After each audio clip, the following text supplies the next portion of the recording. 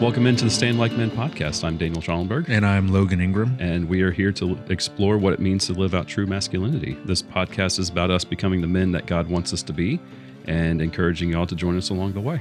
If you're enjoying the show, don't forget to like and subscribe and give us a rating. It really helps us connect with others looking for conversations like this. So we had some visitors in the studio on Sunday. Yeah. We had a bunch of kids from church. We're doing Lads to Leaders. And one of the things that Lads to Leaders has is like podcast submissions. And so the kids have to do, if they submit one, they have to do this like 3 to 6 minute podcast episode about whatever they want.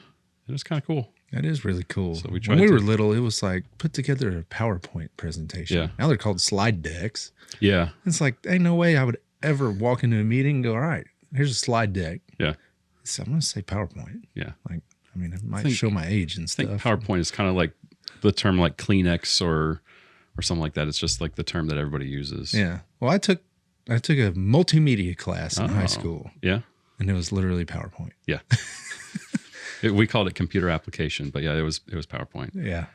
But yeah, it was cool. It was neat. They came in and like every one of them like sat down and they were all real nervous, and then they did it. They ran through it a couple times and afterwards like, oh, that wasn't bad. I'm like, no, it's really not. Everybody get through it pretty good, or they get all jumbled up like me and you do sometimes? They did a lot better than we do. They did a lot better than we do. That's awesome. Yeah, I mean, we went through and we kind of cleaned it up a little bit and took out some of the pauses and stutterings, and they're a lot better than I am for sure, and didn't have to clean up nearly as much for them. Well, they don't have the pressure that we do. I mean, we're trying to change the world a listener at a time. Yeah, they don't understand it. Yeah, they don't understand what true pressure is. Yeah, the rotten kids. They got it too easy. Absolutely. So what'd you have for lunch today? I had baked beans cut. Well, actually, it was barbecue burnt ends, pork burnt ends, cut with baked beans, which is a sorry excuse for a meal, because they used to just do the pork burnt ends. Yeah.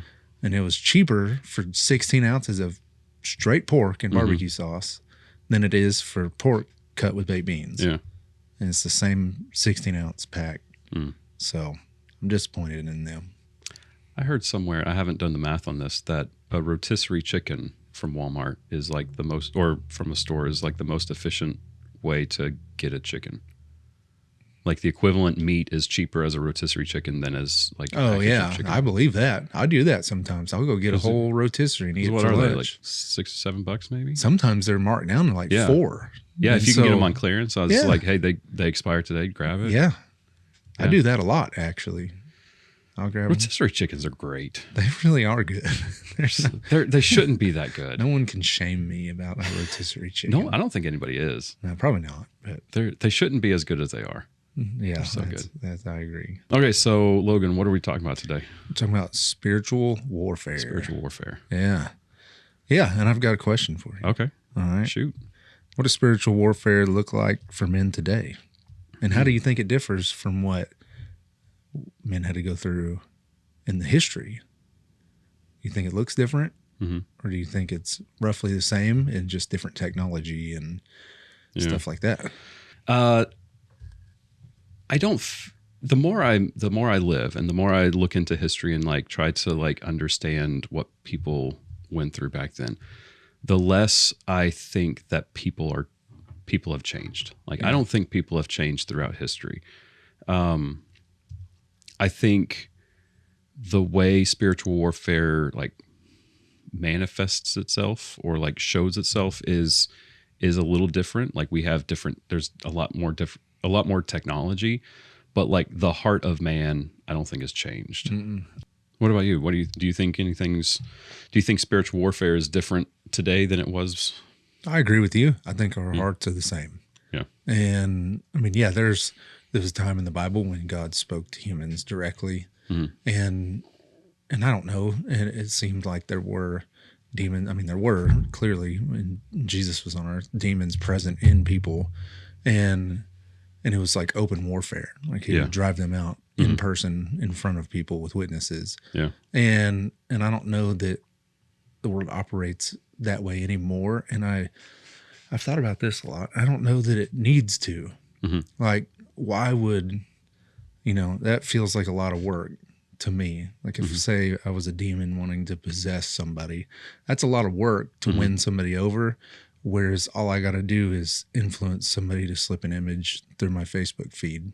Yeah. I got you. I don't disagree. However, I do think that there's still demon possessions happening. I cannot disagree with that because of stuff I've seen in Africa, Mexico, Peru. I'm reading a book now. It's called Demonic Foes, and I don't remember who wrote it. But the guy who wrote it is a psychiatrist, and he was called by the exorcists. Like, their profession is to perform exorcisms, and they're associated with the Catholic Church primarily, but there are some that are like with Protestant denominations.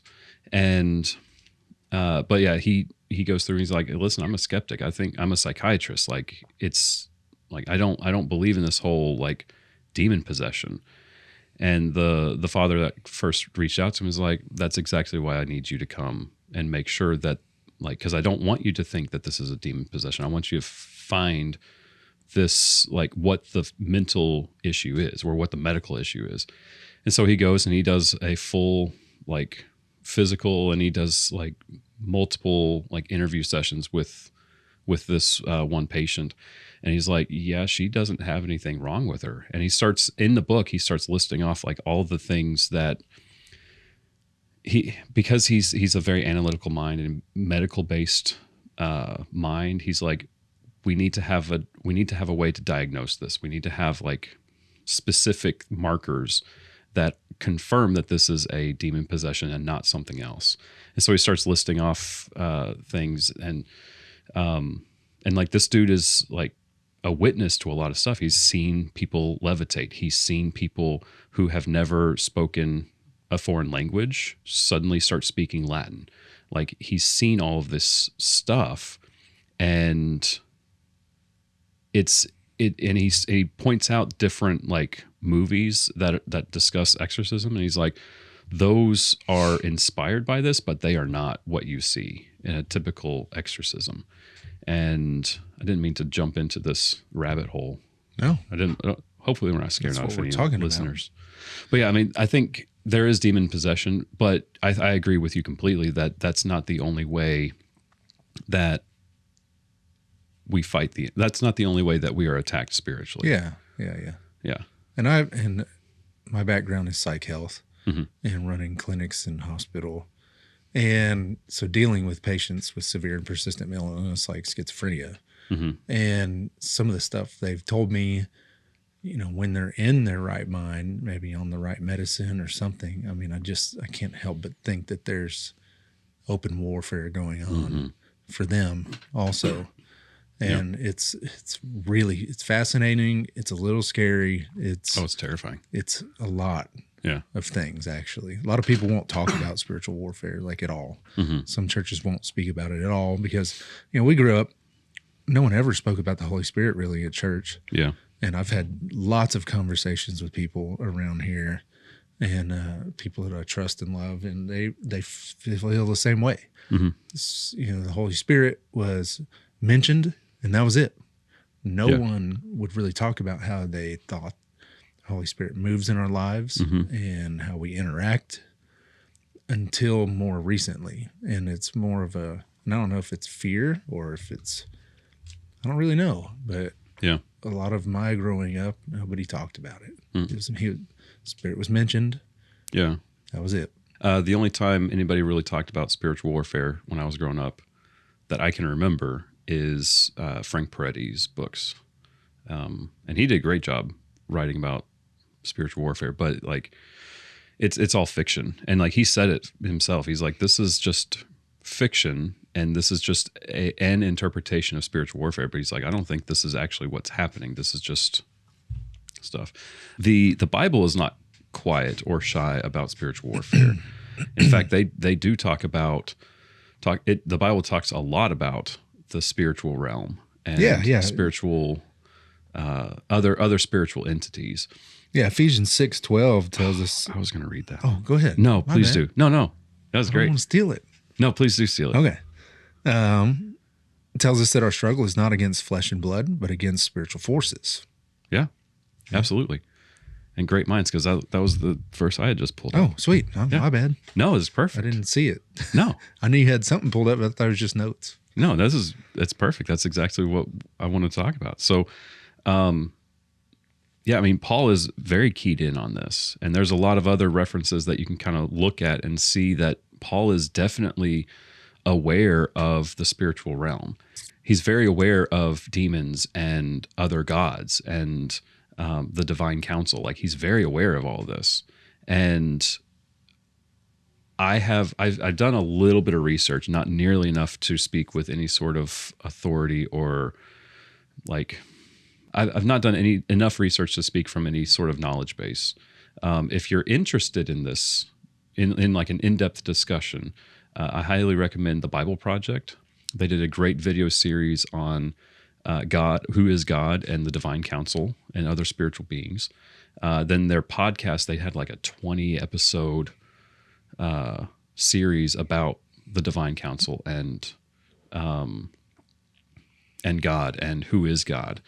Another great resource is the Naked Bible podcast with Dr. Michael Heiser. He was kind of one of the forefront scholars on the divine council in like our generation. Both of those podcasts have deep wells of knowledge, and I would encourage y'all, if y'all are interested in going into like a very deep scholarly study on that, to go to there.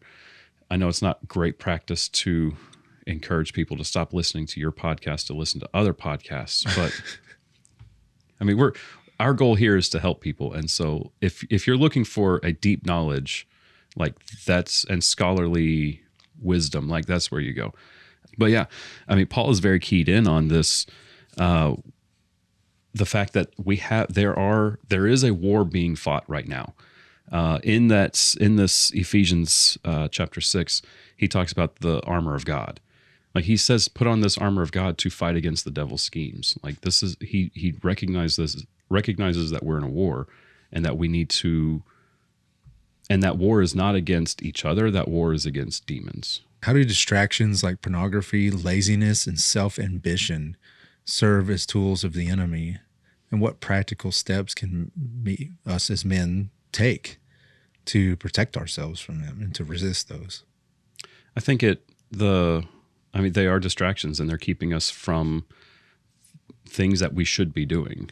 Like there's work to be done. There's work when I'm scrolling through social media, I'm not being productive. I'm trading my present for somebody else's past. But like I'm looking at everybody else's cultivated life instead of actually being productive. I'm consuming instead of actually creating. I could be reading a book, reading my Bible, praying, fasting. I could be doing chores around the house. I could be like serving somebody. I could be resting. Scrolling through social media is not rest. There's so many things I could be doing, but I'm not doing those things. How do we combat that? It's what we've been talking about practically every episode is we got to be intentional about it. Yeah. And if we're intentional about it, then we're not going to be so quick to waste our time on social media or pornography or laziness or watching TV or whatever. Like we're not going to be, and again, none of those things are necessarily evil, but if we allow them to, if we are not intentional about our usage of those, then like it renders us ineffective. Yeah, it keeps us, like we talked about on one of our last episodes, keeps us from our purpose. Mm-hmm. So, talking about pornography, laziness, selfish ambition, what do you think some other key things are that we could look at and go, yeah, that's definitely keeping us from our purpose? That's a spiritual warfare tactic of the enemy. Say that one more time. What are you think are some of the other tactics of the enemy, I guess? Like we've already brought up pornography, laziness, selfish ambition. What are some other things that you kind of recognize in life that keep you from your purpose and keep us instead of being on the attack, we're just always on the defensive in spiritual warfare. Because one thing my dad brings up at his seminars is, we, what is the verse about the gates of hell will not prevail? Matthew chapter 16, starting in verse 15, Jesus is talking. Jesus said to them, "But who do you say I am?" Simon Peter replied, "You are the Christ, the Son of the living God." And Jesus answered him, "Blessed are you, Simon Bar-Jonah, for flesh and blood has not revealed this to you, but my Father who is in heaven. And I tell you, you are Peter, and on this rock I will build my church, and the gates of hell shall not prevail against it." Yeah. So does anybody know of any gates that grow legs and arms and start swinging swords? I don't. Yeah. So a gate is an inanimate object. Yeah. So how could it prevail against us? A gate is a defense mechanism. It's not going to be attacking people. So we look at the powers of hell are attacking us. Well, we're attacking back. Yeah. We're not just going to stand there, and we don't withstand a gate like by standing there. Yeah. Like if you look at any warfare, you attack and then you tear down the gate Yeah. and you storm in. So a gate we cannot be passive Yeah. in this battle. Yeah. We have to be proactive. We have to be attentive. We have to be intentional, like we've talked about. And I think one big one we've talked about before is just this simple imposter syndrome. Oh, that was the next thing. That gets in our way. Yeah. That's a huge distraction sure. for us. I mean, what better way to stop someone from becoming a king or a warrior or whatever than to just tell them they're not good enough? That's super effective. Yeah. Just beat them down and say, you're never going to be good enough. You're not going to meet the standard. Yeah. I mean, in your mind, how do we fight those types of feelings? Like we've already talked about imposter syndrome, but a bunch of these other ones, they're not these big, tower toppling bombs that Satan drops on us. It's these little things. Yeah. It's you're not good enough. Yeah. You're doing a terrible job. You're not a good man. You're not this or this or this. And it gets in our way of stepping into who we're supposed to be, and our self-doubt creeps in. How do we fight that? That is the perfect question for the next verse I was going to read. Let's hear it. 2 Corinthians chapter 10, verse 5, "We destroy arguments and every lofty opinion raised against the knowledge of God, and take every thought captive to obey Christ." I heard someone talking about this once, and it really hit home for me. Is like when I get this imposter syndrome, I get this voice in my head, and I've talked about how I've personified it almost. And this voice is saying, "You're not good enough. You don't meet the standard. You're never going to be good enough." And anytime somebody says that you have value, they're lying to you. And so like what I start doing is I literally take captive that thought and submit it to Christ. I see submit as there's two ways to submit. Either one, you offer it to Christ and say, "Hey, I'm submitting this to you. I need you to take care of this for me." Or you take this and it is now your captive, and you force it and you say, "You are going to submit to Christ." And if it doesn't submit to Christ, then we know exactly where it's from. Yeah, I think that's a great point, and I think that's a perfect way to combat this thing, because many men feel spiritually defeated before we even begin, and it starts right there. Is imposter syndrome and self-doubt and stuff, and so that is probably the number one way I can think of to combat that. Yeah, is take your thoughts captive, and then we can move forward from there. Yeah, and literally, like there are times that I've been stuck in a rut of either I'm dreading a conversation I need to have with someone that I think is mad at me, or I'm having this imposter syndrome well up, whatever it is. And like, I'll just be sitting there and I will literally just on repeat, submit to Christ, submit to Christ, submit to Christ. As I'm walking down the street, submit to Christ, submit to Christ, submit to Christ. And part of that is me telling the voices in my head that I am commanding them to submit to Christ. And I know that if they're not going to submit, I know they're from the enemy. But it's also a reminder for me of who am I submitting to? Who is my ultimate savior? Who am I who do I get my strength from? And like, it's a reminder for me that I'm not doing this on my own. I'm doing this for and with Christ. What I thought you were going to ask is, how do we combat the sins that that we were talking about? We were talking about And that is actually, yes, I was going to ask that. that was the next question. Oh, Pretty much is, yeah. Let me see. Yeah. And it's asked a different way, but it's, how does engaging in spiritual disciplines like prayer, fasting, reading the word, preparing men to fight battles that they may not even see coming, fight those? so I've got two answers to that question. The first answer is it won't. The first thing you mentioned earlier was pornography. That's a trap that many, I would argue, most, if not all, men fall into. I agree. Probably most. I don't like to It's deal in way up absolutes. Yeah, it's way up there.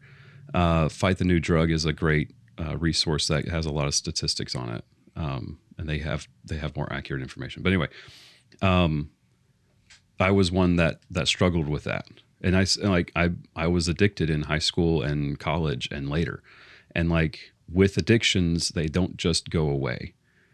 Yeah, Jesus said somewhere, I think in Matthew, that if you cast out a demon, it's going to leave and it's going to travel the world for a while. And when it comes back, it's going to find the house empty and it's going to go get a bunch of its buddies and come back. And it's going to be even worse for that person to begin with. And what he's saying is you have to fill that house up. Like if that house is empty, the demon's coming back. And it's going to be even worse. I didn't realize that forever because nobody explained it like that. They just were like, yeah, you get rid of all your sin, they're just going to come back and attack you harder. Yeah. That's not what that verse is saying. No. It's saying you got to fill that void with something else. And what do you fill that void with? Got to be spiritual stuff. It's got to be Jesus. Yeah. And like, that's what finally hit me is like, I struggling with lust. Like I'd go through school and I'd get to the end of the day. I'm like, I'm not going to sin. And I get to the end of the day. I'm like, I didn't lust after anybody today. I did awesome. It's one day down. And then I get defeated. I'm like, the rest of my life to go. Yeah. Oh, and I it was just like very demoralizing because I'm like, that was hard to get through today. And then I was listening to a different podcast and they were talking about you can't just mortify the flesh, which is a fancy word. I had to Google it, which means like you can't just stop sinning. That's not how it works. You can't just control yourself into not sinning. You have to submit to Christ and you have to fill yourself with Jesus. And as you fill yourself with Jesus, the sin is going to naturally be evicted. And then once the sin is gone, you're going to fill yourself more with Jesus. Mm-hmm. And then that sin can't return because you're too concentrated on Jesus. So that's the long answer for the first answer, which is the spiritual disciplines don't help. But I have another answer for that. And that's the spiritual disciplines like praying, reading Bible, fasting, all that. They do help because it gives yourself more opportunity to hear Christ. Yeah, I agree. It makes you more sense. I think we've talked about it before. I think recently. Like when I go to the mountains, it takes a couple of days, but my ears are tuned. Mm-hmm. By the time I'm about ready to leave, my ears and all of my senses are tuned to the wilderness and to hearing a bear or a deer, an elk, whatever it is. And then when I come back, my ears are tuned to that and not to kids and wife and stuff like that. So yes, you're right. Yeah. Yeah. You gotta put yourself in that environment and those habits to tune your ears and like tuning a radio to bring in that frequency. Mm-hmm. And you're exactly right. And so hear it. It's a little bit of both. And like the spiritual disciplines do help, but I like to put the emphasis and focus on Christ as much as possible. So like it helps you focus on Christ better.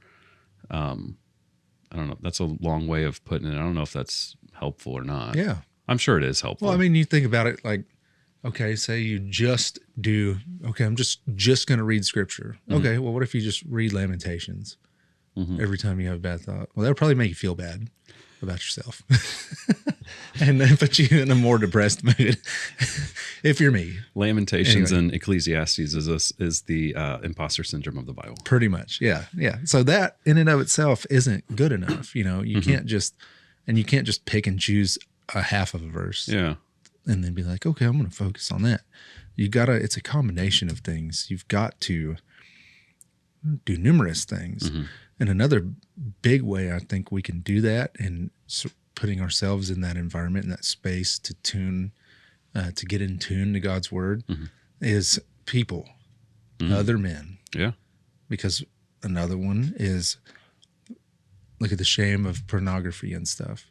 Nobody talks about it really. Yeah. People are starting to come out of their shells and talk little more bit. in the media, but in general, it's a shame-filled thing. Nobody wants to speak about it. You don't want your kids to know. You don't want your friends to know, your family, anybody to know about it. Yeah.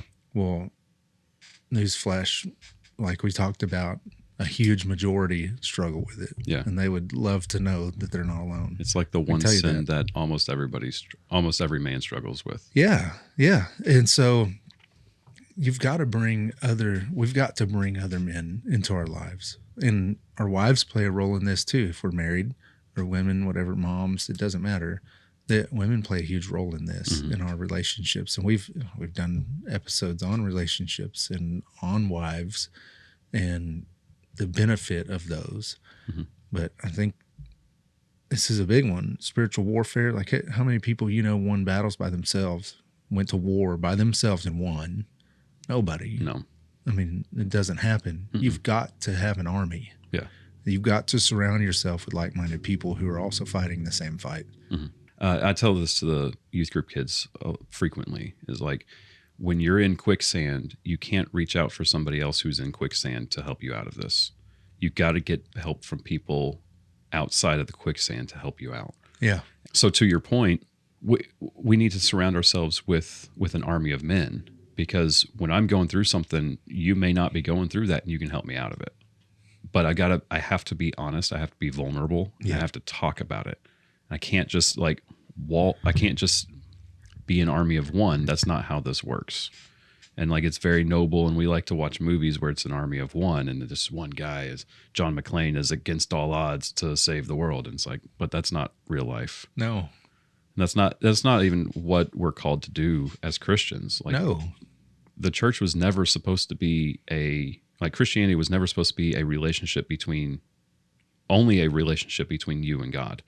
It's always supposed to be communal. Yeah. Which is why we have like communion, which is a celebration of Passover, which is families coming together into a room. Hebrews talks about don't give up meeting together as a family. Yeah. Like, it is always Jesus says, where 2 or 3 are gathered in my name. Well, how did David do on his own in the wilderness, just hiding in the caves? Oh, he did not able to do anything? No. But then he felt miserable. Then he started bringing in mighty men and surrounding himself with these men. Yeah. And then he was able to step into his role. Yeah. We're called to be a community. We're called to be a body. And we're supposed to work together. If my big toe is hurting, big toe, like ingrown toenail. Have you ever had an ingrown toenail? Yes. Oh, they hurt. Yeah. And you're going to do anything to like protect that toe and keep it from hurting that bad.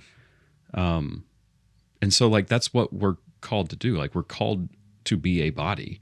Paul talks about that a lot. And he's like, we are a body in Christ.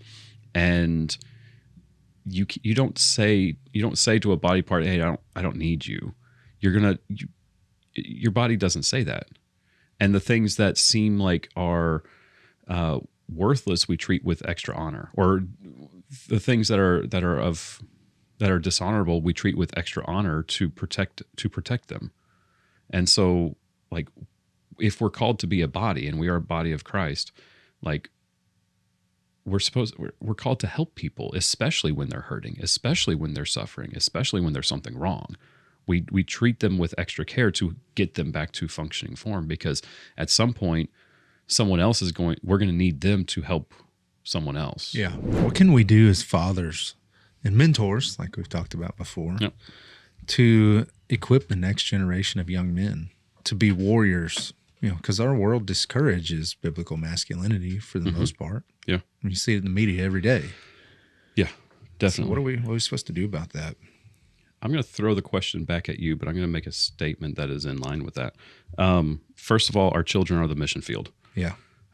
We need to stop. I hear a lot, I hear parents a lot say, well, my kids are going to go out into the public schools, and they're gonna evangelize the other kids. It's very noble, and yes, they should.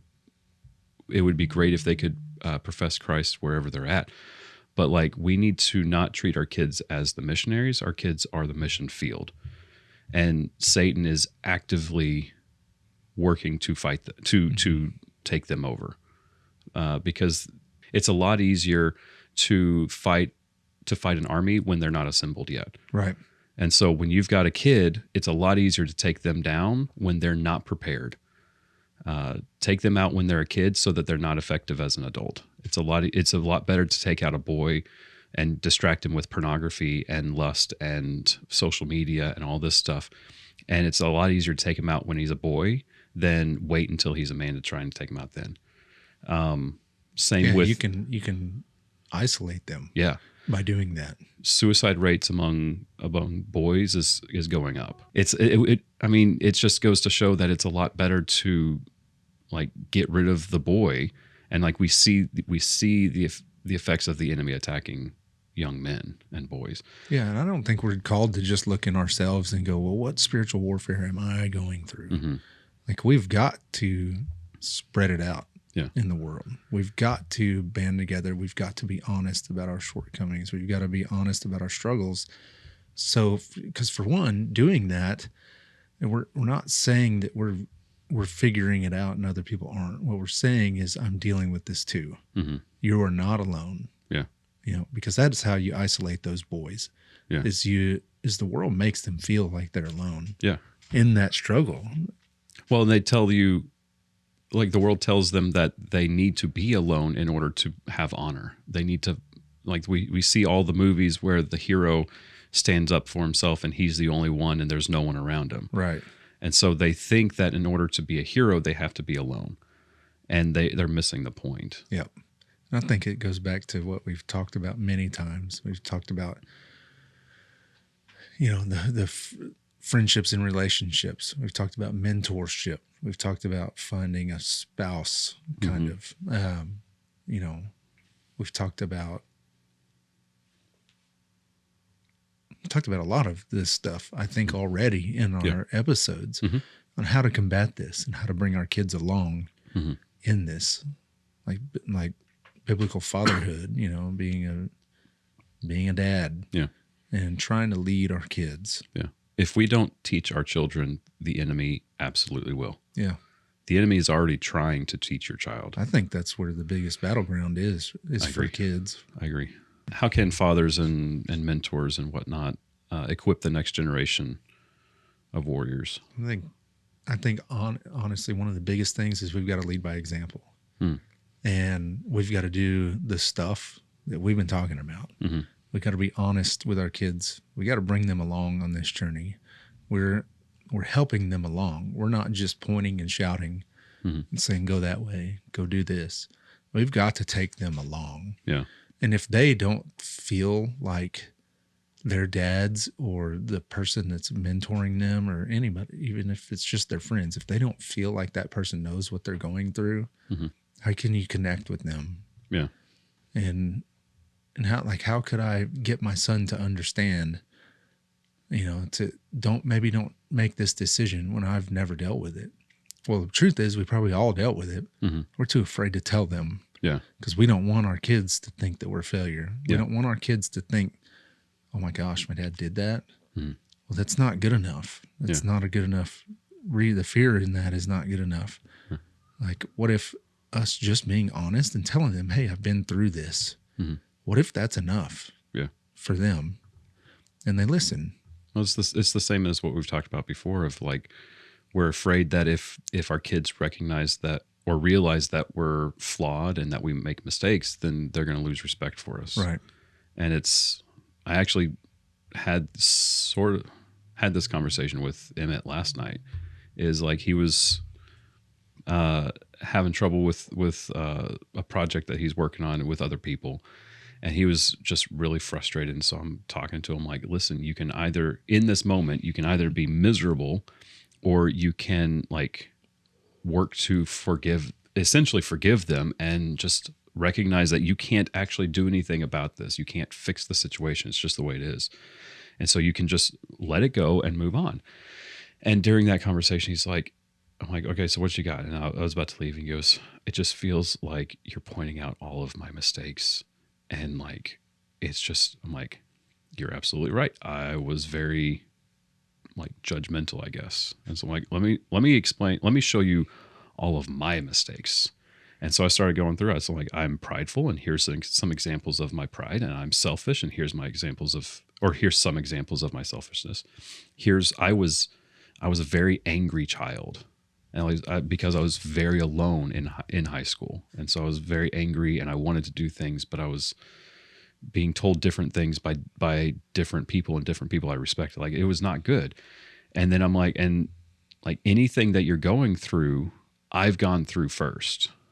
And like the reason I'm telling you don't go down this road is because I've already been down that road, and it's bad.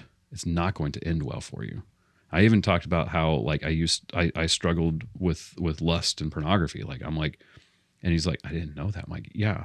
And like, the reason I keep trying to tell you don't do these things is because I've already done those things, and I want you to learn from my mistakes. Now he's going to be his own man. He's going to make his own mistakes. But my goal, like you were saying, is like to be honest with him and to talk about it, and to like try to show him that like to bring him along and say like, this is what I've done in the past, and here's how it didn't work out. I've talked about it before. How do you look at war movies and television and real historical accounts of prisoners? How do you kill someone's fight? You isolate them, Mm-hmm. beat them down. You isolate them. You make them feel like they're completely alone, and nobody cares about them. And you strip all hope away from them when you do that. Mm-hmm. That's what's happened to our society. Yeah. Where men feel so alone that most of our hope is gone. Mm-hmm. And a lot of these kids, that's why teen suicides are skyrocketing. Mm-hmm. You see it in veterans. That's exactly why Yeah. veterans suicide is so high. Yeah. They come back and they feel totally alone. Yeah. And because no one understands. that's what right. they're going through. And it's a huge part of our job to make sure that these young men, young women, our spouses, our friends, our family know that they're not alone in this fight. Because that's how Satan will kill the fight in everybody, is just make them feel alone and like nobody cares. Satan lies. Yeah. That's what he does. He's the father of lies. Absolutely. And like I'm actually seeing a lot of TV shows and movies that like try to depict Satan as like the victim of this divine bad guy, like this divine meanie. Yeah, he's his villain origin story. Yeah. Yeah. And he's actually the victim, and he's actually a good guy, and he's like, I don't lie. And it's just like, boy, he's gotten real good at lying to us. You ever read the book Outwitting the Devil? Uh-uh. It's pretty good. Napoleon Hill wrote Outwitting the Devil. Okay. And it's very fascinating. It's almost like an interview style Okay. book where he is interviewing Satan. Interesting. And it's really fascinating. And a lot of and it's fictional, of course. Yeah. It's just, I don't know, it's made up. Yeah. But a lot of stuff makes a lot of sense. Yeah. And it might be how he operates a lot of times. It's not, he talks about how he loves, he kind of loves that people portray him as this forked tongue, red demon thing with horns and a pitchfork and stuff like that.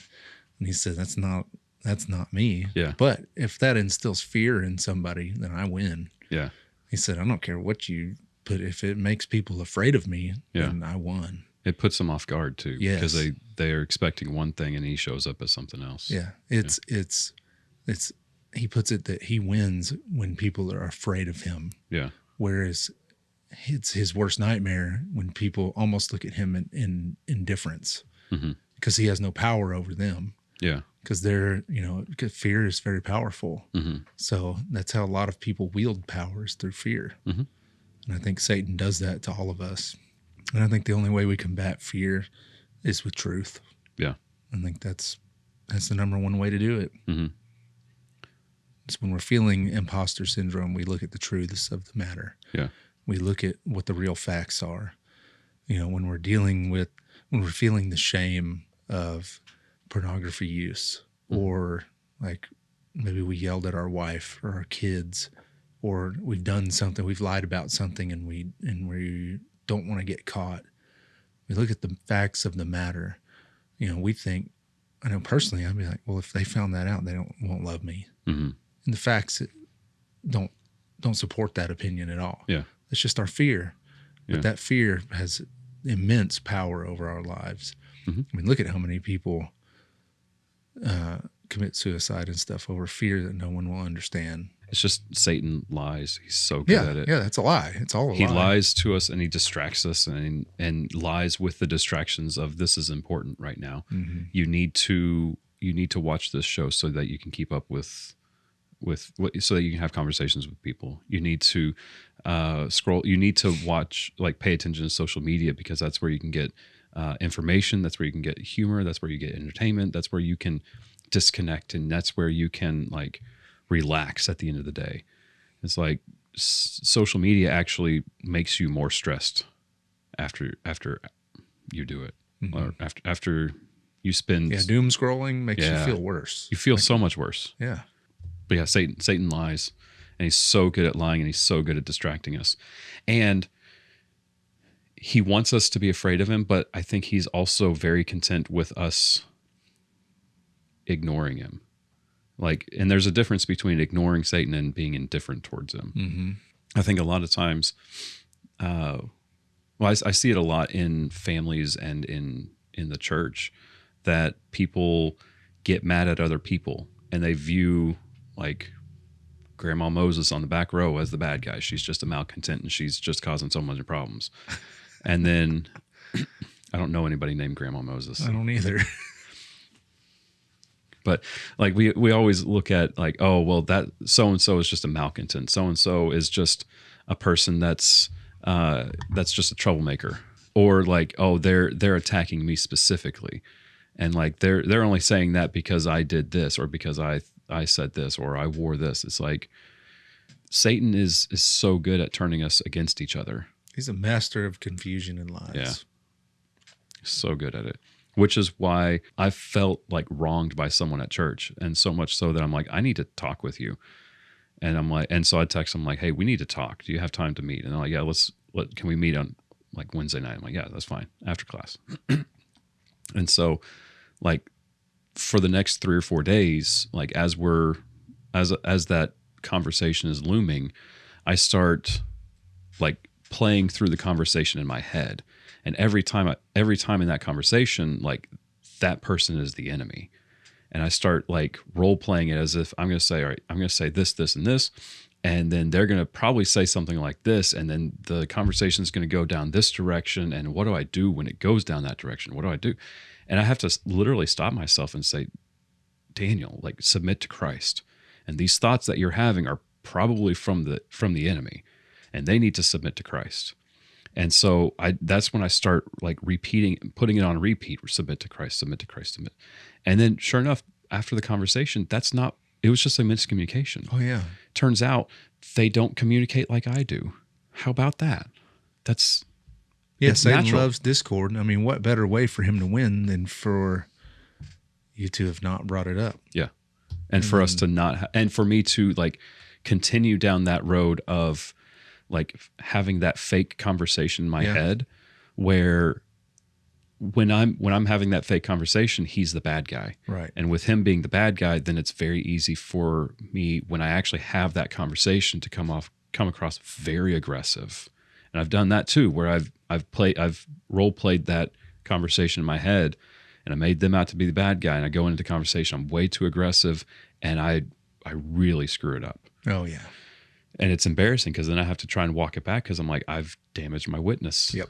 All right, so Logan, as we're wrapping up, how do we close this episode out? I think to recap and to leave everybody with some action points, I think that get in the Word for sure. You know, it doesn't have to be every minute of every day, but if you are putting yourself in that environment to be tuned in to God and his voice and the Spirit, I think you've got to be in the Word. You got to talk to him. How are you going to have a relationship with somebody if you never speak? Mm-hmm. You know, if you never talk to them, they can't talk back either. And so prayer life is really important. And both of those same things come along with relationships with other men who want the same things out of life. They want the same things for their kids and their marriages. You got to talk to them. You can't have relationships with people and connect with others if you don't talk. And you can't connect with your kids if you don't talk to them, and they think you just don't understand. That's, you know, in sitcoms, that's always what the daughter or the son always screams at the parent. You don't understand. You don't understand me. Well, what if they knew that you did? Mm-hmm. You know, how powerful could that be? Yeah. To them, because you've told them your past transgressions, or, you know, you really listened with empathy instead of judgment and, well, you should know better. Yeah. Type mentality. Mm-hmm. And so I think we gotta talk to each other. I think that's a big one. I think that's a really good starting point, actually. Just step out in faith and not in fear. Not allow fear to take hold of you. If you feel like you should say something to a brother or anybody in your life because either you see them suffering or something, don't get this imposter syndrome and think that, well, whatever I say isn't going to matter, because it does. Mm-hmm. It matters what you say to your kids, matters what you say to your wife and your friends, your family. And I just want to encourage y'all a lot in that we can't live in fear. That's one of the biggest spiritual battles that I face in my life is fear. Mm-hmm. And I've decided that it's not good enough anymore. I brought that up before. But let's step out in faith and confidence. Thank you again for joining us on the Stand Like Men podcast. We really appreciate y'all listening. And if you like and subscribe and leave us comments, you can leave us comments on YouTube, on Instagram, Facebook. We would love to get questions from you guys to probably put some of them on the show and answer some of them, hopefully. Again, we don't have all the answers. A lot of this stuff, when we get new questions or think of a topic, we have to dive in and learn about it first. And we might have some initial thoughts about it, but we'd love to hear from y'all. We're all learning together and trying to get through this life and just do the best we can to live for Christ. Our verse is 1 Corinthians 16, 13, and 14. Be watchful. Stand firm in the faith. Act like men. Be strong. Let all that you do be done in love.